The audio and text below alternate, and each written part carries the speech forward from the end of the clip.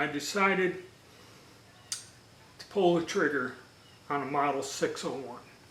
But before we get into that, if you would please subscribe, hit the like button, make a comment, and if you could see it possible, become a member. Okay, next up on our retro 601 project, we have the lower. And this was a blemish lower, so we got it at a slight discount. And this is also the only part that we need to get through a dealer. So everything else we can just flat out buy and order. Alright, we'll take a closer look at this. Alright, and this is what we got. Actually pretty impressive, okay? It has this grayish color. Now all of these things come in two different colors, either the gray, which tries to mimic the period correct finish that Colt had on them, or black. The only problem is to match up the components in the receiver can be a problem. I'm not going to worry about that. Some of the components will be in the black. I'm not going to go crazy. So as you can see, this was done by the guys that used to work at Nodak Spud. So it looks really nice. And we get into what the slick side is the correct markings, no fences, no nothing. So the only thing that I have to do to order, which is fairly expensive, this is like the originals and uses a non-captive takedown or pivot pin. So I have to purchase that, which is a special item, and I got that from PSA.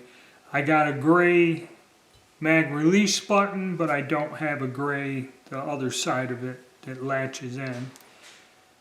I did have to get the gray color trigger guard, okay? So that was ordered, and I got the old style duckbill, but that'll be in another video, all those little specialty components. Everything else I'm going to just use standard AR-15 style components. Now when we look at the other side, the early receivers, the bolt catch was different than it is now. I may try to modify one of the bolt catches and refinish it, and it'll be black to mimic that. Not quite sure. But the scroll and everything is pretty cool. You know, it says 601 on there. It also has where they used to use a roll pin to secure the receiver extension or the buffer tube, however you want to look at it.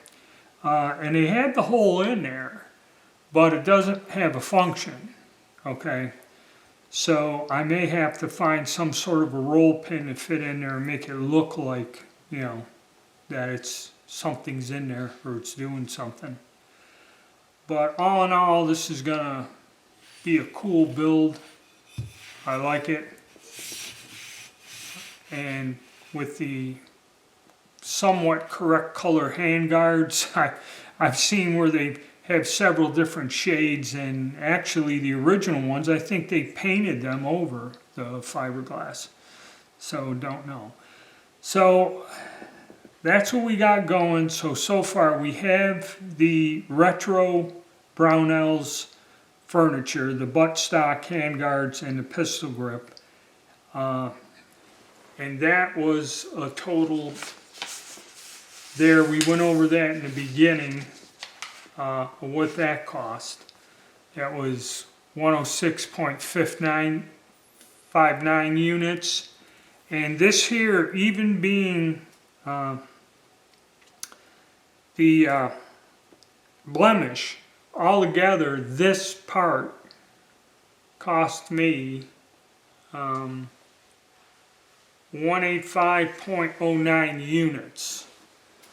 Okay, so with just the lower and the furniture, so far, the total cost